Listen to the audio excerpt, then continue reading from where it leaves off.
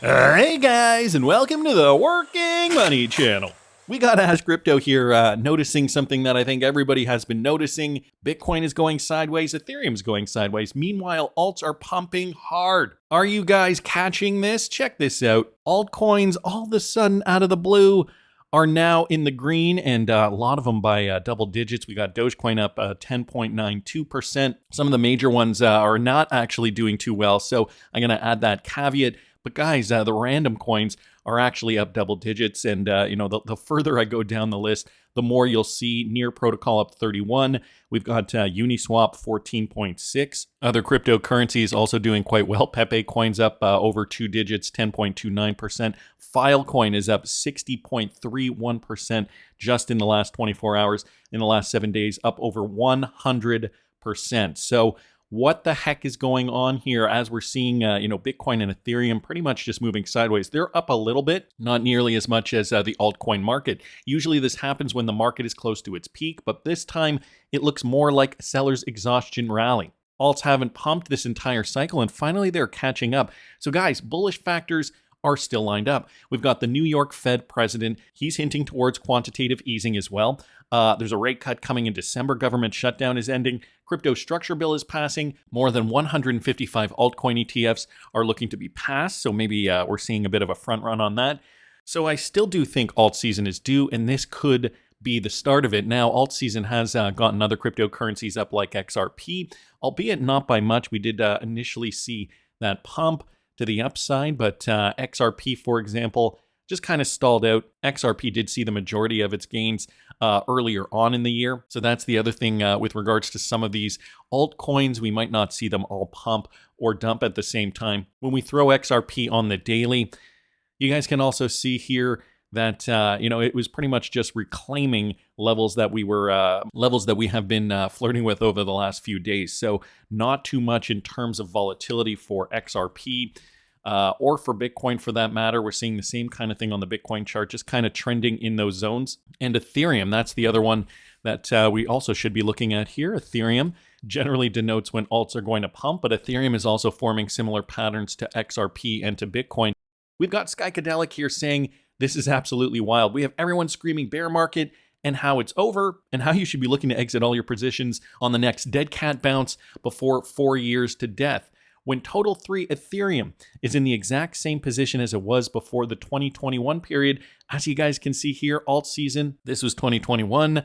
And this is what the chart looked like. Now, guys, we are actually forming that a very, very similar pattern, I got to say, before we do see that next move. You guys can see some of the indicators here also showing the same thing. So maybe 4-year cycle theory is still intact. We've got gold cryptos here posting this. To be clear, I think if we are bottoming out here, Bitcoin will ultimately suck liquidity from the entire market in the move up, with the usual random pumpers and outliers. Another thing he says, I remember trading through 2018, 2019, 2020, and just thinking to myself, will we ever get an alt season again? Maybe it won't happen. And guys, that's the thing. Hindsight is always 2020. When you're in it, you think, uh-oh, is this it? Are we ever going to see this again until it happens? And then you realize, okay, what was I worried about? He goes on to say, until it began with one single day of pump where people were in disbelief and writing it off. And that one day turned into a week, then a month, and every coin started going up 10 to 50% every single day. So could it be that we are at the beginning of this? Follow me for more information, guys. I'm going to be holding a live Q&A event this afternoon at 1 p.m. Eastern Standard Time for the Patreon subscribers. You got to sign up to the Patreon. It is only $5 a month. I think it's pretty good value for what you guys are getting. $5 isn't terribly expensive. I also wanted to keep it fairly affordable so that, if you guys are interested, you can pick my brain. You get direct access to me. I do respond to all my DMs. And we're going to have a live Q&A, so you can ask me questions this afternoon. I generally try to hold them at least once a month. So check it out if that's something you're interested in. Patreon.com/workingmoneychannel for everything crypto market related. Blockchain backer, on the other hand, a little bit pessimistic and a little bit bearish. On the left, we have an historical chart of a relief rally after sweeping the highs and then breaking down from the post-liquidation range. On the right, we've got the XRP current price behavior. So this is the same structure as we saw, an historical example of the total market cap relief rally coming up, sweeping that range, then falling right back down again, guys. Is this what we're seeing on the XRP chart? And we're just bound to see lower lows. I don't know. I mean, there is still a lot to be said here. If we are to believe that 4-year market structure is still intact, I mean, there's a lot to support that as well. Crypto Rover here commenting on this. Something new is unfolding on chain this bull market. Normally, long-term holders distribute during rallies and market tops after holding for about 2 to 3 years and taking profits wisely. But this time, they're distributing during Bitcoin's price stagnation, not necessarily in a move higher. So we see this time and time again. Price goes up, and then we see this distribution, right? Price going up, sellers selling off, price just kind of teetering right now. But guys, we're seeing the same trend happening, and this is based on a 4-year cycle. We are near the end of the 4-year cycle. His guess, he's saying they're positioning for a potential end to the 4-year cycle. So could this be it? Again, you guys can follow me at patreon.com/workingmoneychannel for my thoughts on this. We also have more news, guys. 21 shares. Okay, they just amended. I don't think they just filed. This is not a brand new filing because from my understanding, they had already filed an XRP ETF with the SEC. 21 shares just filed an XRP ETF with the SEC, says Coin Bureau here. The SEC has 20 days to respond. Meanwhile, it could go live by November 27th, 2025, if unchallenged. So that would be the best case scenario. Power Drill Bloom down here saying it is important to clarify that in the past, the 20-day automatic approval process did not always result in a 100% success rate. He says in the worst case scenario, the SEC might decide to intervene and require you to revise your application, which would mean the actual launch of your product would be delayed by another 2 to 3 months. Therefore, the price movements in the market before November 27th will likely be quite volatile, which is what we're hoping. We're hoping we're going to see a lot of volatile price swings to the upside. There will be both expectations of automatic approval, which could lead to price increases, and concerns about potential sudden interventions by the SEC, which could have the opposite effect. The SEC now, run by a different dude. Hopefully we do not see, the latter there. So Bloomberg analyst Eric Balchunas, he did confirm the submission on X. 21 shares just dropped the 8A, for their spot XRP ETF. The 20-day clock is in effect. It says here they made the amendment which governs the launch of new ETFs under U.S. law. It has started a 20-day timer for the regulator to respond, which means the traded fund could go live by November the 27th with no word from the SEC, at least not yet. So anyway, I guess we got to see about that. We have a lot of ETF activity going on in the background, especially for XRP. Bank XRP also commenting on this. Franklin Templeton's XRP ETF is now listed on the DTCC after their latest S1 amendment. And so here's the just a screen grab of the DTCC's website. You guys can see it's called XRPZ. And that is the Franklin Templeton XRP ETF. Finally, it is now live. So we're waiting for a few more of these. Wanted to thank Coin Bureau, Bank XRP, Crypto Rover, Blockchain Backer, of course, Gold, Skycodelic, and Ash Crypto for posting those. I think Pomp is right. Crypto will be dead in a decade. So I know the headline sounds a bit doom and gloom, but that's not what he means. Not because it fails, but because it wins. Anthony Pompliano says the lines between crypto and TradFi is dissolving, and that's a good thing, guys. As custody trading and fund structures embed on-chain, we'll stop saying crypto finance like we stopped saying internet finance. It'll just be finance with faster rails, cheaper settlement, and border access. When customer user experience is seamless and the balance sheet benefits are obvious, the label disappears and the standard remains. That is going to be the tell when the industry matures. I do think that there is a theme that is happening right now that people have not yet wrapped their head around, which is this whole idea of crypto is going to be dead in a decade, right? People are not going to be talking about crypto. We're just going to talk about finance. Everything is now merging together. You have the crypto world and you've got the traditional finance world. So crypto will be just so intertwined with the financial world that we won't even use the term? We used to think about the internet, like internet finance, and then there was the finance industry. Now it's just finance. Same thing's going to happen with crypto, right? BlackRock, as an example, BlackRock could be described as a crypto company. Their most profitable product is their Bitcoin product. They're talking about tokenization all the time. Like, they are trying to adopt these new technologies. All of the big asset managers, they're trying to figure out, how do we play here? Do we actually have funds that invest in this space? Do we tokenize our funds? What do we do? And so over the next decade or so, crypto as a concept is going to be dead, and you're just going to hear people talk about finance. And I think that's a good thing. That's the maturation of the industry. That's definitely a good thing. That's what we want. We essentially just want it to be that you're investing in, well, what the sector is cryptocurrency, but it's just basically part of the everyday financial sector, which is where it's heading, and eventually going to be worth a lot more money. So I wanted to thank Crypto Russ and of course the Pomp for posting that. There still are some guys in the space though that are feeling they need to maintain the tribalistic attitude, like Vibhu here. Ripple has done an exceptional job of marketing to an army of people who are largely uneducated about finance and technology to buy their token. People exactly like you, HVAC technician per your bio, and that's totally fine and awesome. I want to understand the psychology of their holders and users better because I think modern chains, including Solana, haven't been able to tap into this audience quite as well. Well, you go after the XRP army, you get what you deserve. Mikkel here commenting, I think you're making people hate yourself and Solana. Insulting people's financial education based on their job does not seem like a very good approach, in my opinion. He's just been doubling down. So this is Vibhu. I guess he's on the Solana team. I don't know who he is. Product marketing for the Solana Foundation. Okay, I guess that's who he is. Digital Perspectives posting this. Paul Barron sets Vibhu straight. This moment in crypto is a brand new frontier for all crypto projects. What Vibhu is missing here is simply this. Every G20 nation, along with every other country, will have a stablecoin, a CBDC. And guys, even if their particular CBDC is not native to the XRP ledger, chances are at some point these coins are going to be traveling over the XRP ledger. What the world needs when it reaches that place is a bridge asset to help settle it all, because not all FX pairings are equal or liquid enough to affect settlement efficiently. The short vision, liquidity begets liquidity, and he just doesn't understand that. Ripple, I give them credit, they're led by extremely smart people. They've managed their balance sheet exceptionally well, and they've been able to, build some real businesses here. But it's very clear that they are aligning themselves around stablecoins. And I think the XRP community needs to understand and wake up to what's actually happening, which is basically stablecoins. That's the big play that they're making. Again, all respect to them because that's the right move. But they are far behind on stablecoins. I mean, they are XRPL, which has I don't know that around $100 million of. Yeah, it's $1 billion in terms of where RLUSD is right 90% now. 90% of which is not on XRPL.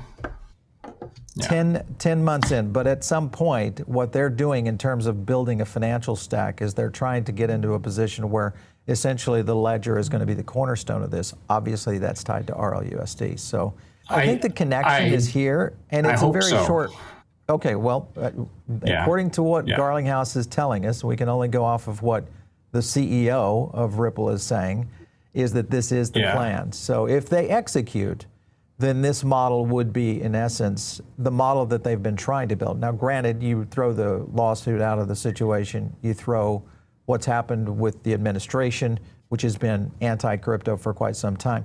To me, this is a brand new frontier for all tokens, whether it is Ripple, whether it is Solana, almost anything that's got any kind of modicum of use case, there's an opportunity here. This schmuck has the audacity to call out Ripple, not even doing the research. I mean, basic research here, and he's in the industry.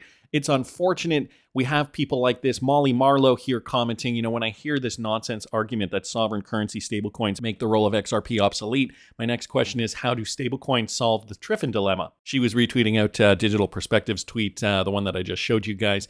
It's not in the U.S. interest to be the dominant issuer of global reserve currencies. China doesn't want the job either, or it'll destroy their export industry. We've also got Jungle Inc. commenting, crypto is full of outsiders, not institutions or elites, and that's why it exists in the first place. It's not the playground of Wall Street analysts or FANG engineers, F-A-A-N-G engineers. I don't know if that's FANG or what.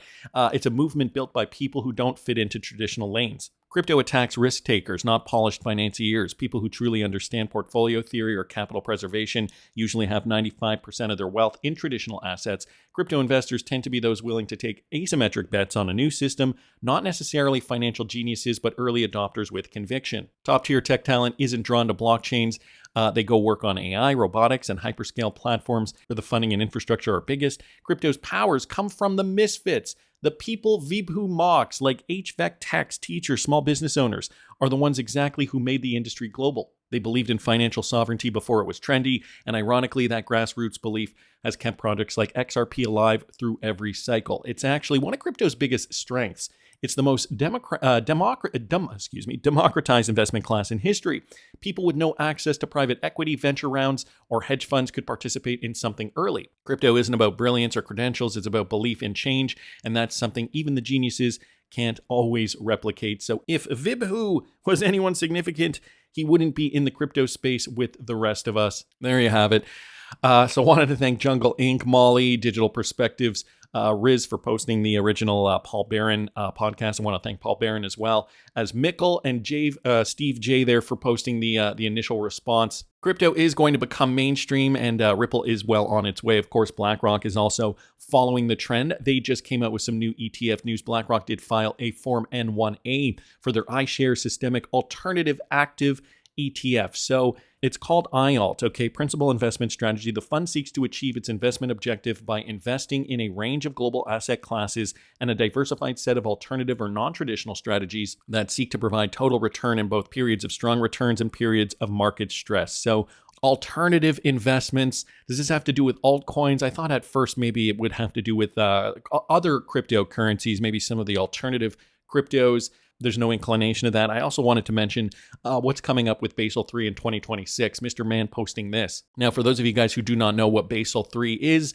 I've done videos on this in the past. I will link one up here. If I can find it, it will be a few years old now, in case you guys want some context. But Basil III is an international set of banking regulations developed by the Basel Committee on Banking Supervision to strengthen the regulation, supervision, and risk management of banks in response to the financial crisis of 2007 to 2008. The framework aims to improve the banking sector's ability to handle financial stress by increasing capital requirements, improving risk capture, introducing leverage and liquidity standards, and enhancing risk management practices. So when you think of what this is and understand how the system is changing, well, you got to think to yourself, how is Ripple XRP, the XRP ledger, and I mean, for that matter, the RLUSD, going to affect these changes and going to affect the standard? So the Senate is instructing the Federal Reserve to ensure that as traditional regulatory capital tightens, liquidity remains dynamic, digitally verifiable, and interoperable across emerging settlement frameworks. That is a synopsis of what was written down here about the Federal Reserve with regards to Basel III. So it has to be interoperable, emerging across all frameworks, ultimately paving the way for the 2026 monetary shift.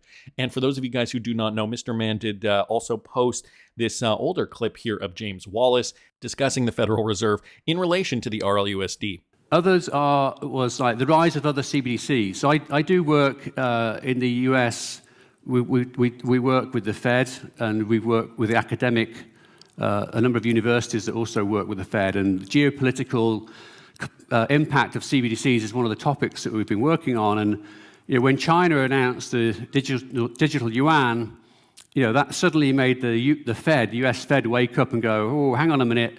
This is scary because the dollar is still the primary currency for global trade, reserve currency, and if the digital yuan becomes widely used outside of China, that could be a threat to the dollar. So there are all these points, right? James Wallace states that Ripple works with the Federal Reserve here. Of course, these Basel III rules put in place to maintain a standard, make sure that everything is copacetic so that we do not see a huge crash like we saw back in 2007 and 2008. RLUSD is going to help prop this up, but other companies as well, they're working together to help maintain a system where everything can run seamlessly. It's just going to be a more efficient system overall.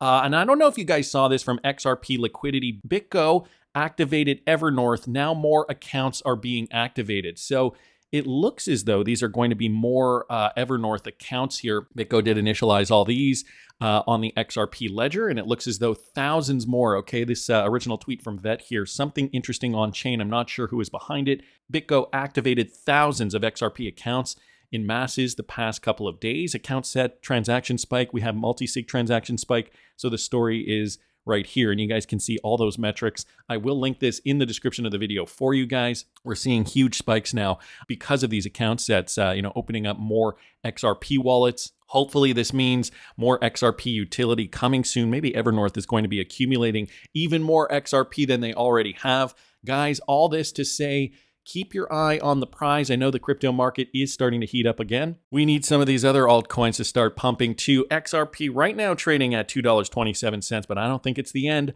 That's just my opinion. And for more opinions, guys, subscribe to the Patreon. Only $5 a month. Going to be holding the live Q&A event today, Saturday, November the 8th. If you guys are watching this video on the day that I'm releasing it, come check it out if that's something you're interested in. Maybe you guys want to mosey on down to the Working Money Channel merch store where you can purchase some Working Money Channel merch. Help support the channel maybe in a different way.